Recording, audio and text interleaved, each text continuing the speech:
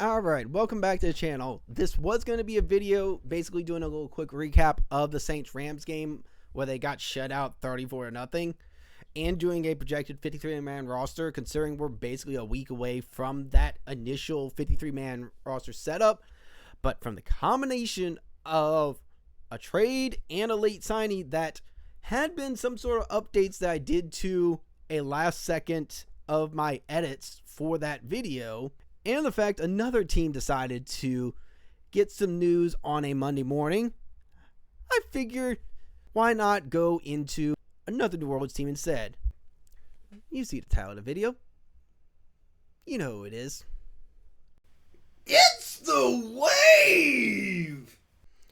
So we finally got a decision from Will Hall, who's ended up going to be the starting quarterback for Tulane going into that Duke game that is just under 2 weeks away. For the most part, in the early portions of training camp, you thought it was going to be a two-person race coming out between Zeon Chriss-Gremillion, who transferred in from the University of Houston after losing his job from Connor Wegman, and Ball State transfer who was with the team last year, Caden Samanza. And then once camp kept going on a little bit further, you got a couple others coming in. You had true freshman Trace Johnson coming in, getting some reps, getting some hype, potentially be able to get the spot. And then you get Dagan Bruno, sophomore walk-on. But probably for the sake of sanity for the Tulane faithful and to keep the morale up for the general consensus for Will Hall, we don't want to talk about Bruno.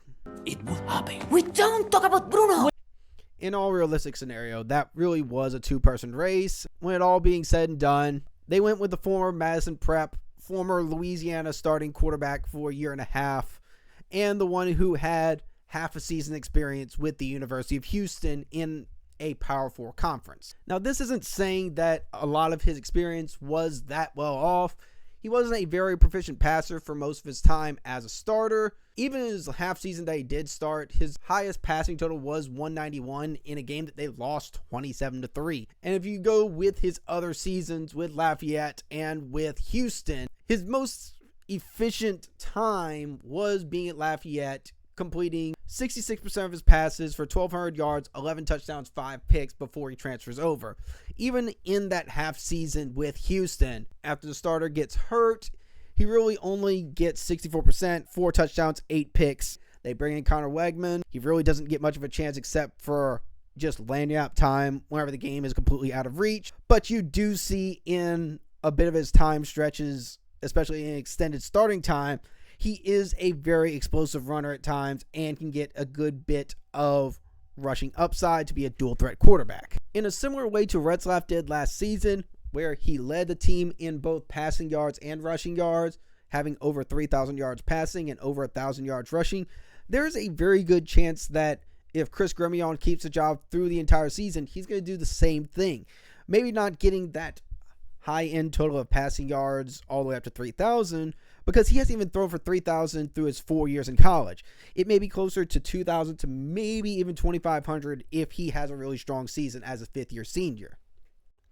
Now, another reason to go with Chriss-Gremillion instead of Samanza is for the fact of they are only returning one of their starting 5 on the offensive lineman. Yes, they are bringing in a good bit of transfers from Boston College, amongst others, with Ryan Mickow, but in this case, be able to get someone who can handle a little bit of pressure and be able to get a substantial amount of yardage downfield with his legs and with his arm, it does make it more reasonable why they would want to go with someone like Chriss-Gremillion.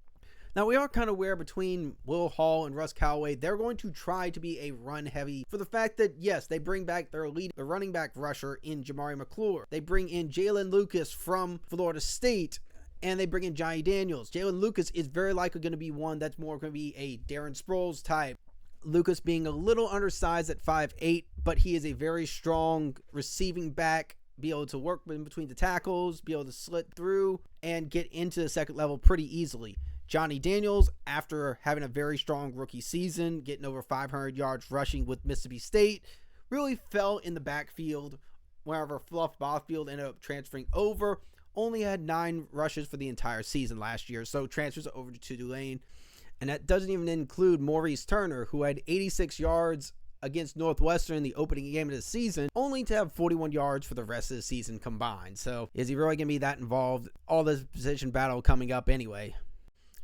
Now on the receiving end, they do end up returning 3 receivers that ended up going over at least 100 yards receiving, leading with Anthony Brown-Stevens coming back for his last season, over 500 yards receiving, Zycarl Lewis Jr. coming back, and Garrett Mamahat coming in for his senior season as well. That's all of the veteran presence coming back at receiver, plus you get a few incoming transfers that's going to hopefully help build the receiving core, and some of the tight end room that has definitely been lost from Justin Reed being out, Johnny Pascuzzi being out of eligibility, as well as 3 of the top 4 receivers transferring with Chaz Preston, Omari Hayes, and Bryce Bohannon.